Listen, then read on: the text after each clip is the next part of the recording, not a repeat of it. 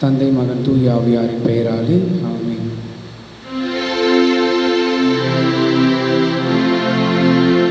நிலையான புகழுக்குரிய தூய்மை மிகு நற்கருணைக்கு எல்லா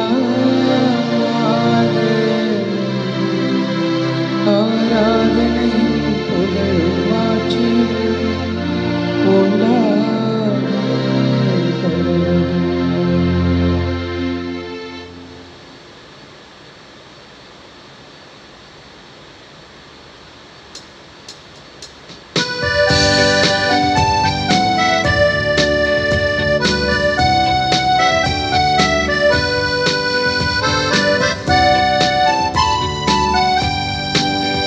பலிபீடம் வரும்பொழுதோ, புது பாடம் தரும் மொழியோ, நல்நாதம் தரும் இசையோ, நம் வாழ்வு பெரும் பலியோ.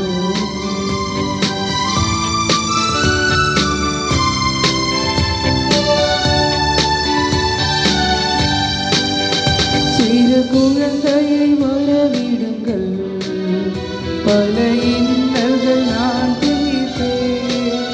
சிறு குழந்தையை வரவிடுங்கள், பல இன்னல்கள் நான் தீர்ப்பேன்.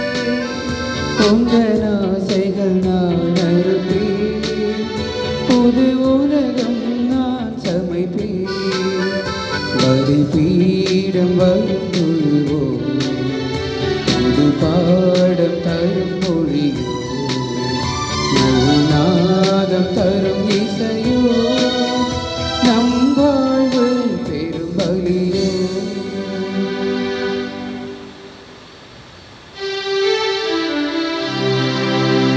தந்தை மகன் தூய ஆவியாரின் பெயராலே ஆமென். நம் ஆண்டவராகிய இயேசு கிறிஸ்துவின் அருளும் கடவுளின் அன்பும் தூய ஆவியாரின் நட்புறம் உங்கள் அனைவரோடும் இருப்பதாக. உம் ஆன்மாவோடும் இருப்பதாக. இன்றைய திருப்பலியானது தங்களுடைய 28வது திருமண ஆண்டு விழாவை கடவுளுக்கு நன்றி கூறி ஒப்புக் கொடுக்கின்ற சாம் டேவிட் மற்றும் மேரி பிரியா அவர்களுக்காகவும், தன்னுடைய 19வது திருமண ஆண்டு விழாவை கொண்டாடுகின்ற இருதயராஜ் ஜெபசீலி இவர்களுக்காகவும், தன்னுடைய 4வது பிறந்தநாளை கொண்டாடுகின்ற ஃபாசினா அவர்களாலும் நன்றி அறிதலாக ஒப்புக் கொடுக்கப்படுகின்றது. இறைவன் இவர்கள் அனைவரையும் தொடர்ந்து ஆசீர்வதித்து தம்முடைய வலக்கரத்தை கொண்டு அவர்கள் மீது தம்முடைய வல்லமையை பொழிந்து மேலும் வாழுகின்ற நாட்களிலே இவர்களுக்கு குடும்பத்திலே அமைதி, ஒற்றுமை, மன மகிழ்ச்சி, நல்ல உடல் நலம், பொருளாதார முன்னேற்றம் ஆகியவற்றை கொடுக்க வேண்டும் என்று ஜெபிப்போம். மேலுமாக உடல் நலம் சரியாக வேண்டும் என்று சொல்லி ஜெபிக்கின்ற விக்டர் அவர்களுக்காக மன்றாடுவோம். இன்னும் யார் யாரெல்லாம் இந்த கொரோனா பெருந்தொற்றினால் பாதிக்கப்பட்டிருக்கிறார்களோ, அதிலும் குறிப்பாக நம்முடைய பங்கிலே பாதிக்கப்பட்டிருக்கின்ற நம்முடைய பங்கு குடும்பத்தை சார்ந்த அனைத்து மக்களுக்காகவும் நாம் ஜெபிப்போம். இறைவன் தன்னுடைய குணமளிக்கும் கரங்களினால் அவர்களுக்கு தேவையான நல்ல உடல் நலத்தை கொடுத்து மீண்டுமாக அவர்கள் தங்களுடைய அன்றாட வாழ்க்கைகளில் ஈடுபட தேவையான உடல் வலிமையையும் மன வலிமையையும் தர வேண்டும் என்று சொல்லி ஜெபிப்போம். இந்த கருத்துக்களோடு சேர்த்து இறந்த 9வது ஆண்டில் நினைவு கூறப்படுகின்ற இருதயநாதன், நேற்று இறைவனுடைய சேர்ந்து ஜே லில்லி ஆரோக்கியமரி, 20வது ஆண்டு நினைவை ஜெபிக்கப்படுகின்ற ஜான் சம்மா, 24வது ஆண்டு நினைவு கொள்ளப்படுகின்ற கில்பர்ட் ஜெரோம் மற்றும் 5வது ஆண்டு நினைவிலே ஜெபிக்கப்படுகின்ற எல் ஆண்டனிதாஸ் இவருடைய ஆன்ம இலைப்பாற்றிற்காகவும் நாம் மன்றாடுவோம். கிறிஸ்துவில் பிரியமானவர்களே, இன்றைக்கு திரு அவையானது 2 பெரிய அப்போஸ்தலர்களுடைய நினைவை கொண்டாடுகிறது. புனிதர்களான பிலிப்பு, யாக்கோபு என்னும் இந்த இரு தூதர்களை பற்றி பேசும் பொழுது இதிலே யாக்கோபை பற்றி அதிகமாக விவிலியத்திலே கூறப்படுவது கிடையாது. யாக்கோபு என்பவர் இங்கே சிறிய யாக்கோபு என்று நினைவு கூறப்படுகின்றார். இவரை பற்றி அதிகமாக விவிலியத்தில் இல்லை என்றாலும் இறைவனால் தேர்ந்தெடுக்கப்பட்ட அந்த 12 பேருடைய ஒருவராக இருப்பதால் இவர் முக்கியத்துவம் பெறுகிறார். புனிதரான பிலிப்பை பற்றி நாம் அதிகமாக படித்திருக்கின்றோம். பிலிப்பும் பேதுருவினுடைய பகுதியான கலிலேய பகுதியை சார்ந்தவர். இறைமகன் இயேசு அவரை அழைக்கும் பொழுது அவரை பின்தொடர்ந்து வருகிறார். இப்படியாக அழைக்கப்பட்ட பிலிப்பு எப்பொழுதும் மக்களுக்கும் இயேசுவுக்கும் இடையே ஒரு இணைப்பு பாலமாக இருக்கிறார்.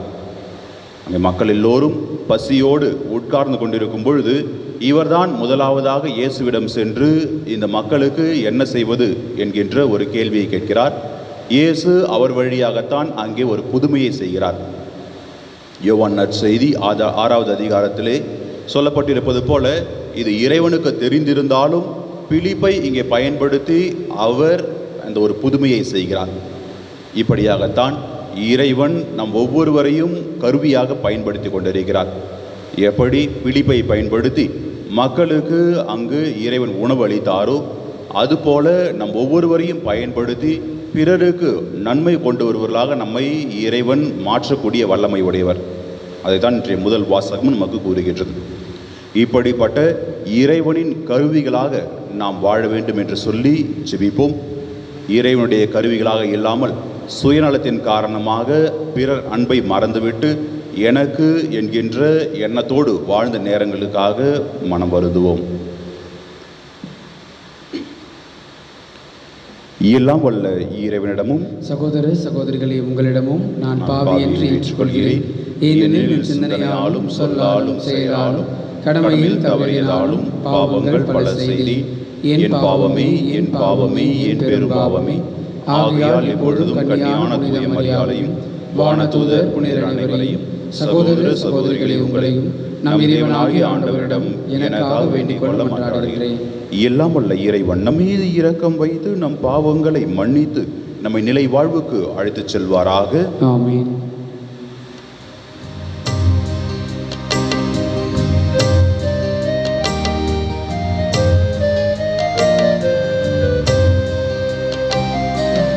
ஆண்டவரே இரக்கமாயிரும். ஆண்டவரே இரக்கமாயிரும். கிறிஸ்துவே இரக்கமாயிரும். கிறிஸ்துவே இரக்கமாயிரும். ஆண்டவரே இரக்கமாயிரும். ஆண்டவரே இரக்கமாயிரும்.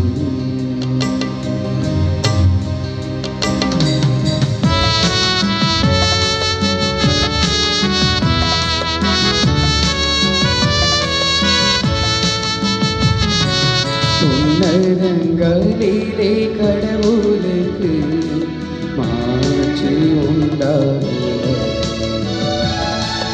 உலகினிலே நல்வனதோர்க்கு அமைதியாகுக. உம்மை புகழ்கின்றோம், உம்மை வாழ்த்துகின்றோம், உம்மை ஆராதிக்கின்றோம், உம்மை மாட்சிப்படுத்துகின்றோம். உமது மேலான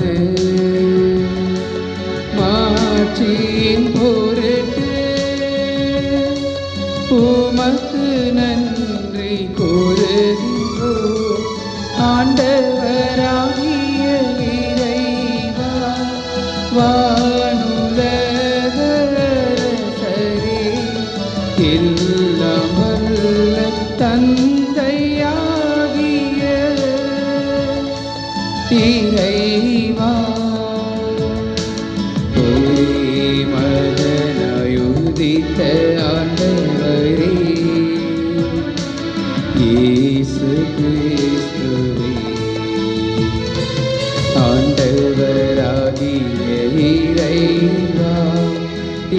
இறைவனின் செம்மறியே, தந்தையின் திருமகனே, உலகின் பாவங்களை போக்குபவரே, எங்கள் மேல் இரக்கமாயிரும். உலகின் பாவங்களை போக்குபவரே, எங்கள் மன்றாட்டை ஏற்றருளும். தந்தையின் வலப்பக்கம் வீற்றிருப்பவரே, எங்கள் மேல் இரக்கமாயிரும். ஏனெனில் இயேசு கிறிஸ்துவே நீரொருவரே தூயவர், நீரொருவரே ஆண்டவர், நீரொருவரே உன்னத தூய ஆவியாரோடு தந்தையாகிய இறைவனின் மாட்சியில் இருப்பவர் நீரே.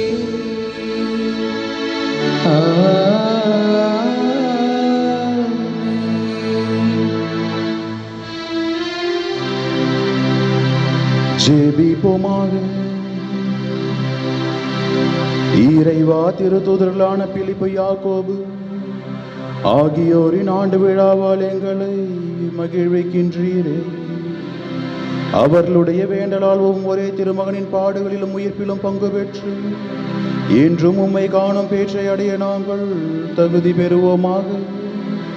உம்மோடு தூய ஆவியாரின் ஒன்றைப்பில் ஒரே இறைவனாய் என்றென்றும் வாழ்ந்து ஆட்சி செய்கின்ற எங்கள் ஆண்டவர் உம் திருமகனுமாகிய கிறிஸ்து வழியாக உம்மை மன்றாடுகின்றோம்.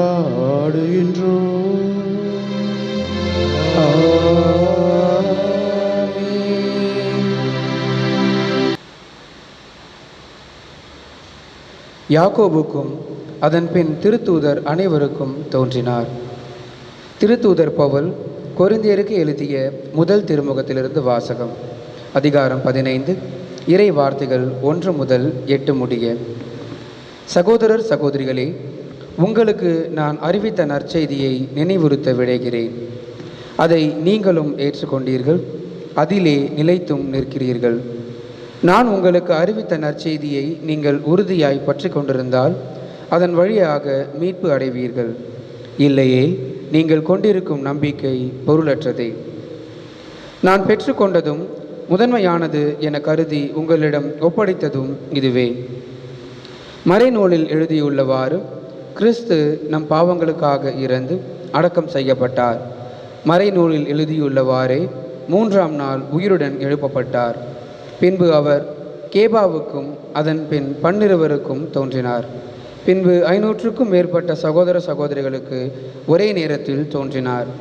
அவர்களுள் பலர் இன்னமும் உயிரோடு இருக்கின்றனர், சிலர் இறந்துவிட்டனர். பிறகு யாக்கோபுக்கும் அதன் பின் திருத்தூதர் அனைவருக்கும் தோன்றினார்.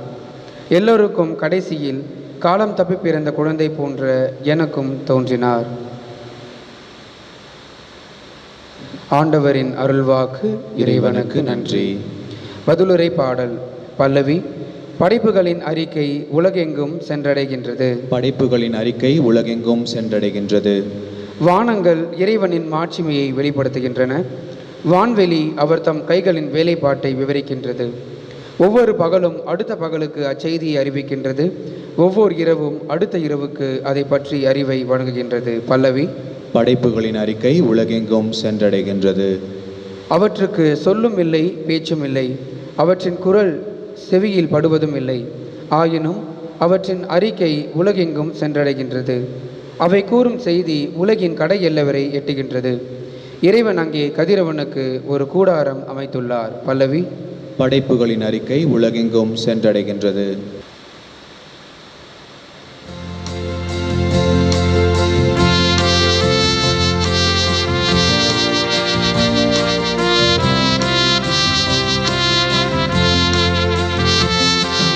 அல்லேலூயா, அல்லேலூயா, அல்லேலூயா. அல்லேலூயா அல்லேலூயா அல்லேலூயா. வழியும் உண்மையும் வாழ்வும் நானே, என்னை காண்பது தந்தையை காண்பது ஆகும் என்கிறார். அல்லேலூயா அல்லேலூயா அல்லேலூயா அல்லேலூயா.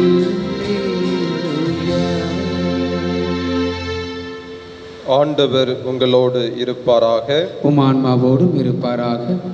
புனித யோவான் எழுதிய நற்செய்தியிலிருந்து வாசகம். ஆண்டவரே, மாட்சி உமக்கே.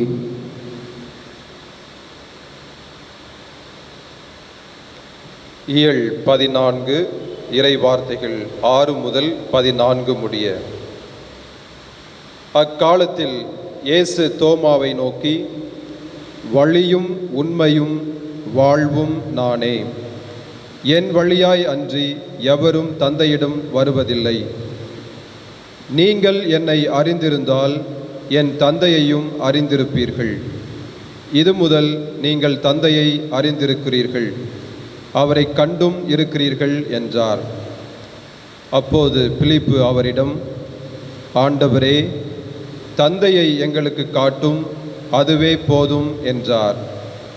இயேசு அவரிடம் கூறியது, பிலிப்பே, இவ்வளவு காலம் நான் உங்களோடு இருந்தும் நீ என்னை அறிந்து கொள்ளவில்லையா?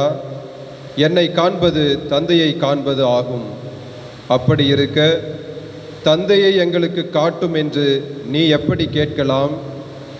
நான் தந்தையினுள்ளும் தந்தை என்னுள்ளும் இருப்பதை நீ நம்புவதில்லையா? நான் உங்களுக்கு கூறியவற்றை நானாக கூறவில்லை. என்னுள் இருந்து கொண்டு செயலாற்றுபவர் தந்தையே. நான் தந்தையுள் இருக்கிறேன், தந்தை என்னுள் இருக்கிறார். நான் சொல்வதை நம்புங்கள். என் வார்த்தையின் பொருட்டு நம்பாவிட்டால் என் செயல்களின் பொருட்டாவது நம்புங்கள்.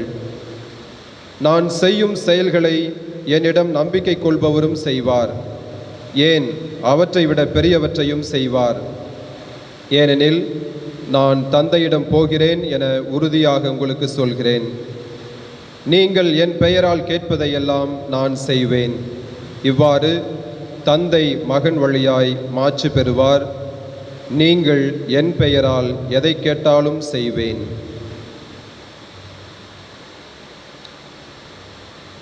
ஆண்டவரின் அருள்வாக்கு.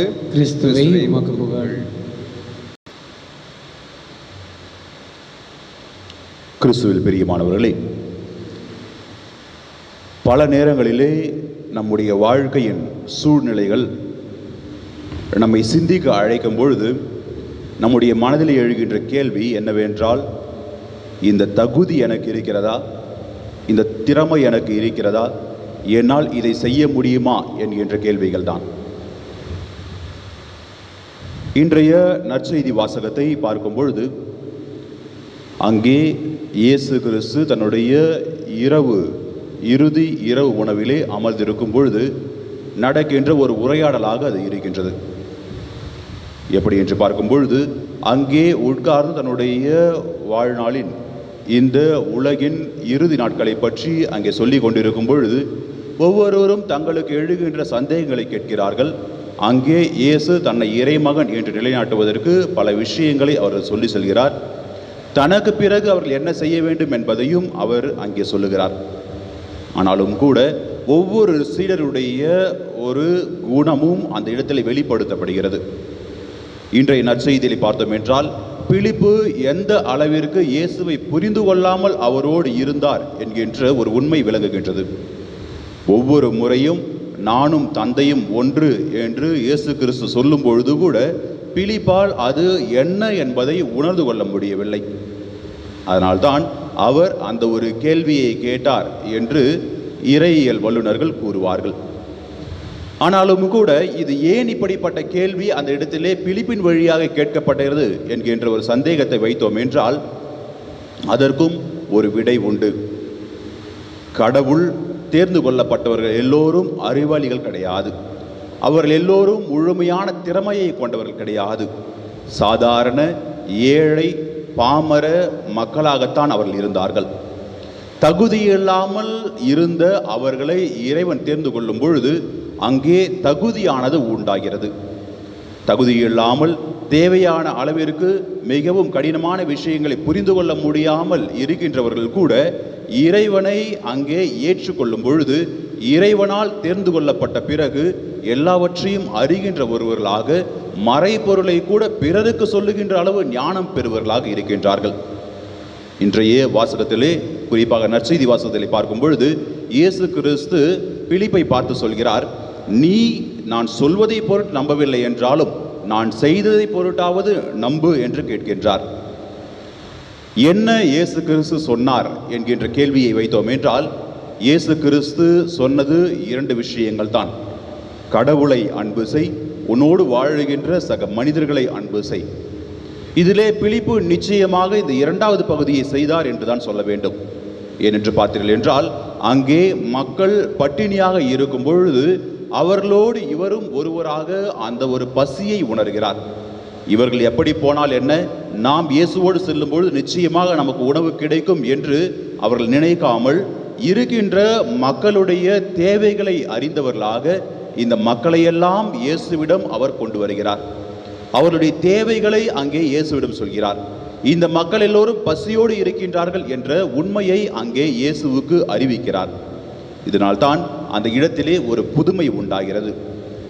இவர் தகுதி இல்லாமல் இவ்வளவு பேருக்கு நம்மால் உணவு கொடுக்க முடியுமா? 5000 பேருக்கு மேல் இருக்கிறார்களே, எவ்வளவு செலவாகும், நமக்கு ஏன் வம்பு என்று அறிவாளிகளைப் போல சிந்தித்திருந்தார் என்றால் அந்த இடத்திலே ஒரு புதுமை நடந்திருக்குமா என்பது கேள்விக்குறியாக தான் இருக்கிறது. கிறிஸ்துவில் பிரியமானவர்களே, எப்பொழுதும் நம்முடைய தகுதியை பற்றி நாம் சந்தேகிக்க கூடாது. ஏனென்றால் இறைவன் ஒவ்வொருவரையும் அழைக்கிறார், அழைத்தவர்களை தகுதிப்படுத்துகிறார், தகுதிப்படுத்தியவர்களை தன்னுடைய அன்பு பிள்ளைகளாக மாற்றி பிறருக்கு நற்செய்தியை அறிவிக்க அனுப்புகிறார். அதைத்தான் முதல் வாசகத்தில் கூட பவுலடிகளார் சொல்லும் பொழுது, காலம் தப்பி பிறந்த குழந்தை போல நான் கடவுளை தேர்ந்து கொண்டேன், கடவுள் என்னை தேர்ந்து கொண்டார் என்று சொல்கிறார். எனவே இந்த நாளிலே நம்முடைய தகுதியின்மையை பற்றி நாம் தாழ்வு மனப்பான்மை கொண்டிருந்தால் அதை உடைத்து எறியுங்கள். ஏனென்றால் நம் ஒவ்வொருவரையும் இறைவன் அழைத்திருப்பது, இந்த உலகிலே பிறக்க வைத்திருப்பது தாழ்வு மனப்பான்மையோடு வாழ்வதற்கு கிடையாது. மாறாக இந்த பிலிப்பை போல உண்மையான அன்பு கொண்டு இறைமகன் இயேசு என்பதை உணர்ந்தவர்களாக, இந்த இறைமகன் இயேசு தான் தந்தை, மகன், தூய ஆவியாருடைய உருவமாக நம்மோடு வந்திருக்கிறார். நம்முடைய தவறுகளுக்காக பாடுபட்டு உயிர்த்து நமக்கு மீட்பை கொடுத்திருக்கிறார். இத்தகைய வல்லமையுடைய ஆண்டவரின் பிள்ளையாகிய நான் எப்பொழுதும் எதற்கும் அஞ்சாமல் இறை சித்தத்தை செய்ய முயற்சி செய்வேன்.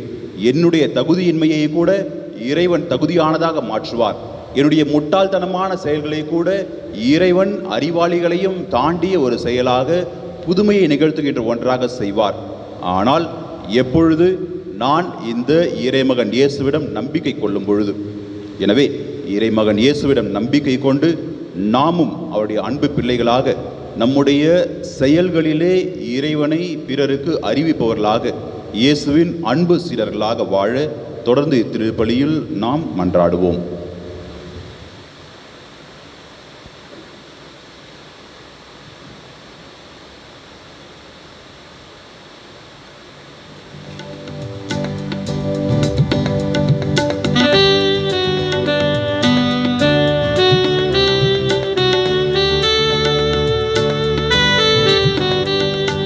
காணிக்கை தர நான் வருகின்றேன், உம் கரங்களில் என்னை தருகின்றேன். காணிக்கை தர நான் வருகின்றேன்.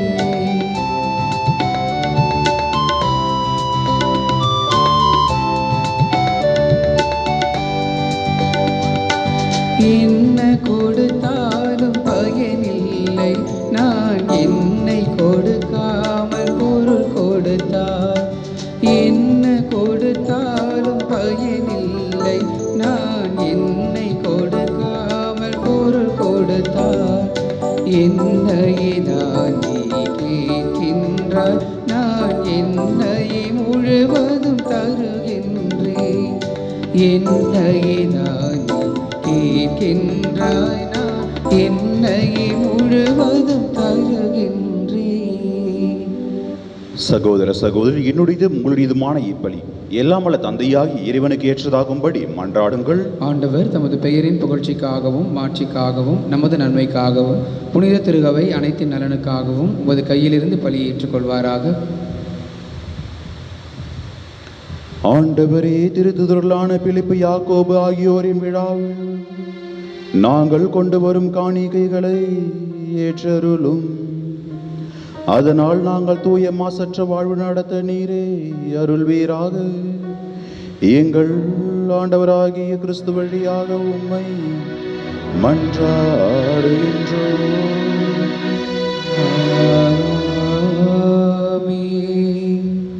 ஆண்டவர் உங்களோடு இருப்பாராக, உம் ஆன்மாவோடும் இருப்பாராக. இதயங்களை மேலே எழுப்புங்கள். ஆண்டவரிடம் எழுப்பியுள்ளோம். நம் இறைவனாகிய ஆண்டவருக்கு நன்றி கூறுவோம். அது தகுதியும் நீதியும் ஆனதே.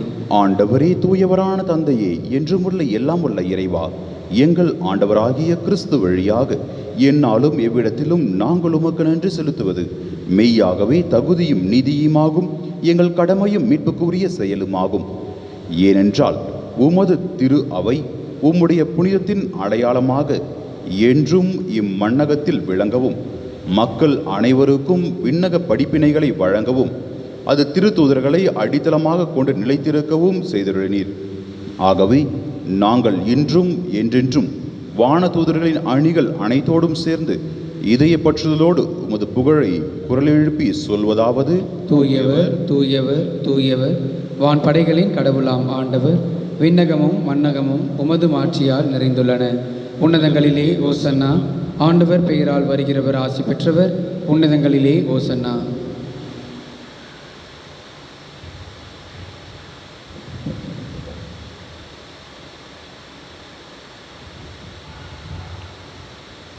ஆண்டவரே, நீர் மெய்யாகவே தூயவர், தூய்மை அனைத்திற்கும் ஊற்று.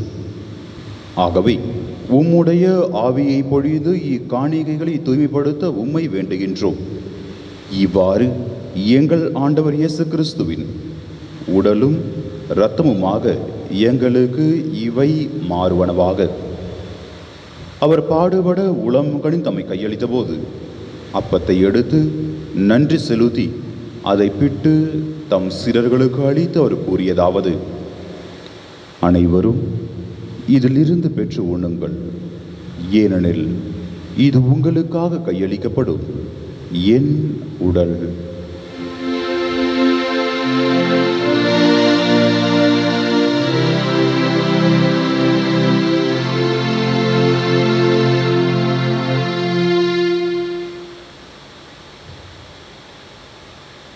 அவ்வண்ணமே இரவு விருந்தை அருந்திய பின் கிண்ணத்தையும் எடுத்து மீண்டும் உமக்கு நன்றி கூறி தம் சீடர்களுக்கு அளித்து அவர் கூறியதாவது: அனைவரும் இதிலிருந்து பெற்று பருகுங்கள், ஏனெனில் இது புதிய நிலையான உடன்படிக்கைக்கு உரிய என் இரத்தத்தின் கிண்ணம். இது பாவ மன்னிப்புக்கென்று உங்களுக்காகவும் பலருக்காகவும் சிந்தப்படும். இதை என் நினைவாக செய்யுங்கள்.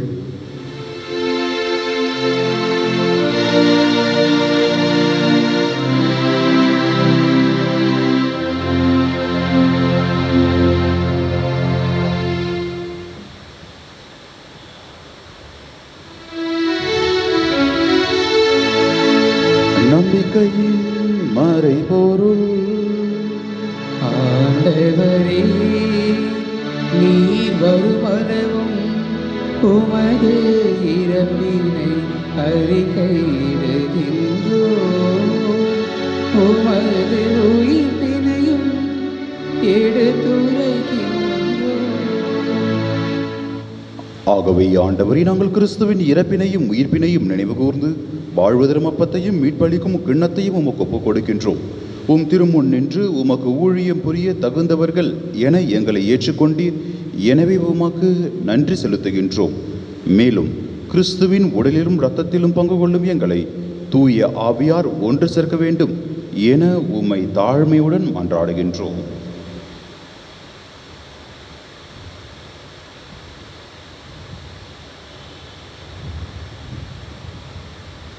ஆண்டவரை, உலகெங்கும் பரவி இருக்கும் உமது திரு அவை நினைவு கொண்டருளும். எங்கள் திருத்தந்தை பிரான்சிஸ், எங்கள் பேராயர் ஜார்ஜ் அந்தோனிசாமி, எல்லா திருநிலையினராகிய அனைவரோடும் உமது திரு அவை அன்பில் நிறைவு பெற செய்தருளும். தாங்கள் பெற்றுக்கொண்ட அனைத்து நன்மைகளுக்கும் இன்று நன்றி கூறி மன்றாடக்கூடிய சாம் டேவிட் மேரி பிரியா உடைய திருமண நாளிலே தலை இணைத்து வழிநடத்தமைக்காக நன்றி கூறுகின்றார்கள். இருதயராஜ் ஜபசெல்வி தன்னுடைய திருமண நாளிலே நிறைந்த உள்ளத்தோடு நமக்கு நன்றி கூறுகின்றார்கள்.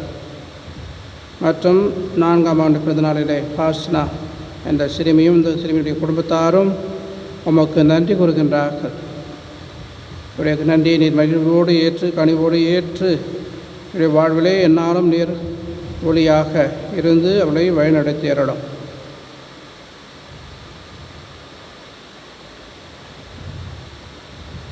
இருதிநாதன் டில்லி ஆரோக்கிய மேரி நேற்று இறந்தவர். ஜான் சம்மா, கில்பர்ட் ஜெரோம், அந்தோனி தாஸ் எனும் அடியார்களை நிறைவுடன் அழைத்து கொண்டீர்.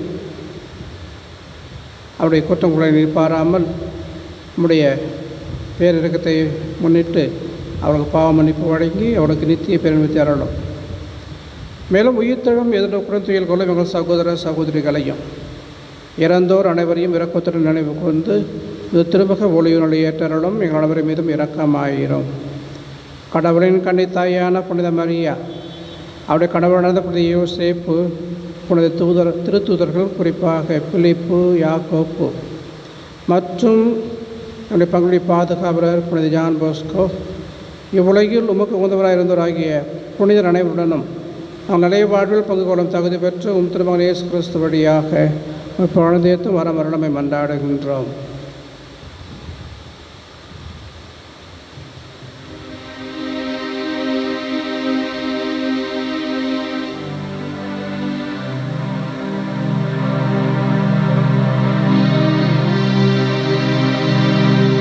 இவர் வழியாக இவரோடு இவரில் எல்லாம் வல்ல இறைவனாய் தந்தையே, தூயாவியாரின் ஒன்றுக்குள் எல்லா புகழும் மாட்சியும் என்றென்றும் உமக்கு உரியதே.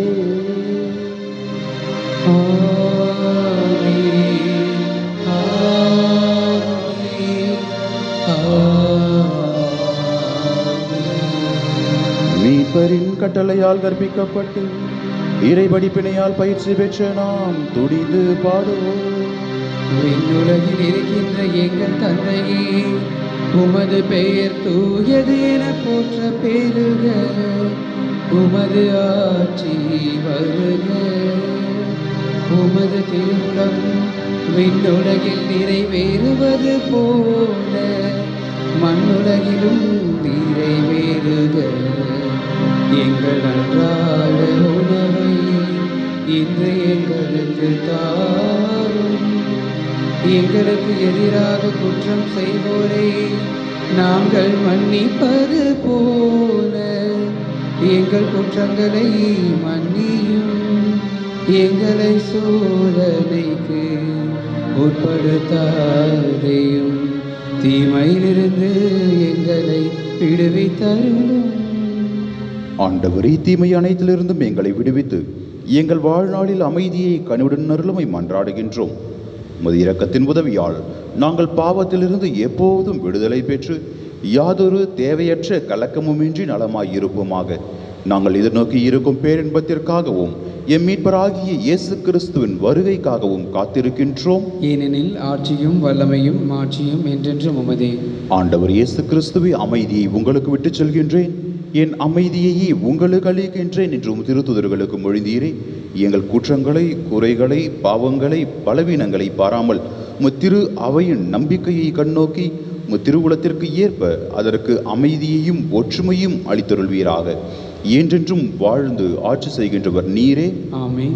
ஆண்டவருடைய அமைதி உங்களோடு என்றும் இருப்பதாக, உம் ஆன்மாவோடும் இருப்பதாக. ஒருவருக்கொருவர் இறைமகன் இயேசு தரும் அமைதியை பகிர்ந்து மகிழ்வோம்.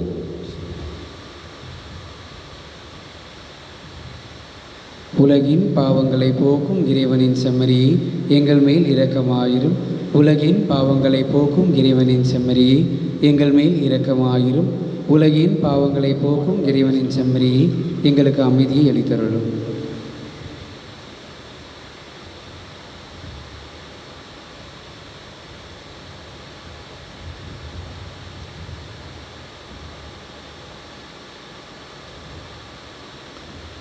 இதோ இறைவனின் செம்மறி, இதோ உலகின் பாவங்களை போக்குகின்றவர். இந்த செம்மறியின் விருந்து கழிக்க பெற்ற நாம் அனைவருமே பேறு பெற்றோர். ஆண்டவரே, நீர் நிலத்தில் எழுந்தருள நான் தகுதியற்றவர், ஆனால் ஒரு வார்த்தை மட்டும் சொல்லியருளும், எனது ஆன்மா நலமடையும்.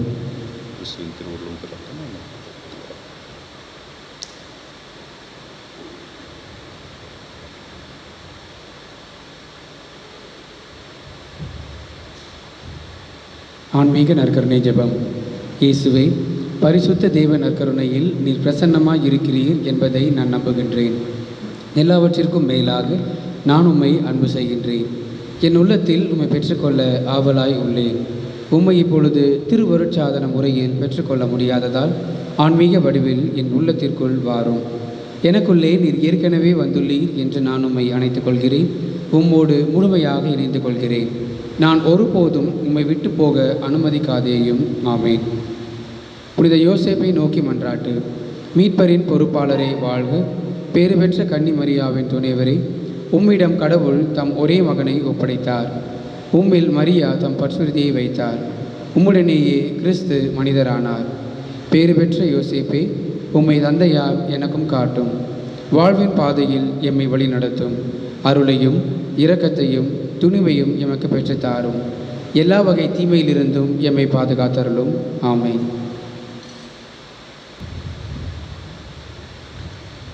ஆண்டவரே, தந்தையை எங்களுக்கு காட்டும், அதுவே எங்களுக்கு போதும். பிலிப்பே, என்னை காண்கிறவர் என் தந்தையை காண்கிறார். அல்லேலூயா.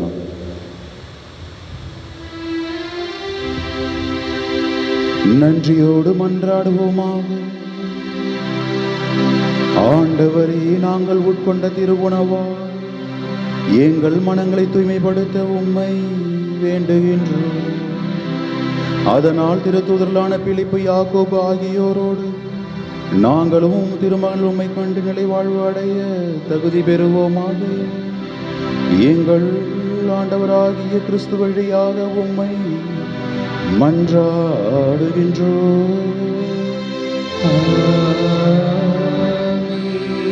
ஆண்டவர் உங்களோடு இருப்பாராக. ஆன்மாவோடும் இருப்பாராக.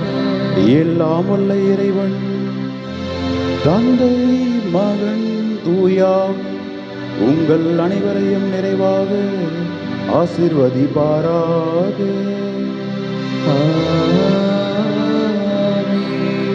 சென்று வாழுங்கள், திருப்பலி நிறைவேறிற்று. இறைவனுக்கு நன்றி.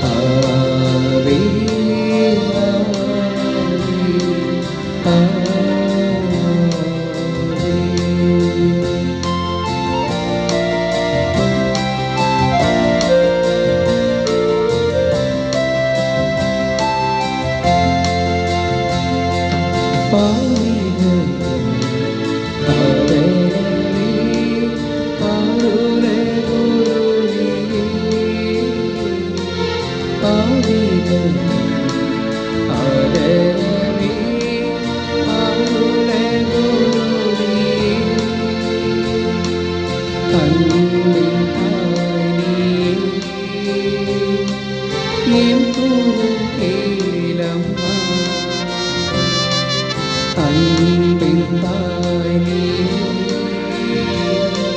எம் குரல் கேளம்மா. ஆவே,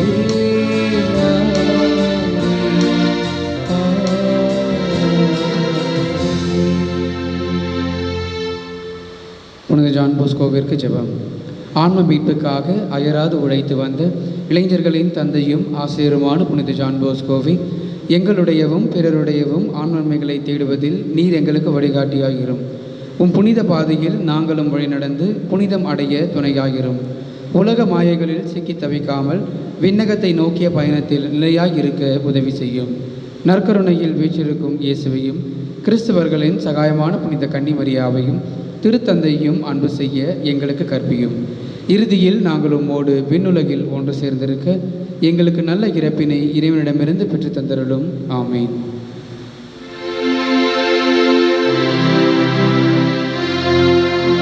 நிலையான புகழுக்குரிய தூய்மை மிகு நற்கருணைக்கு எல்லா ஆராதனையும் புகழும் மாட்சியும்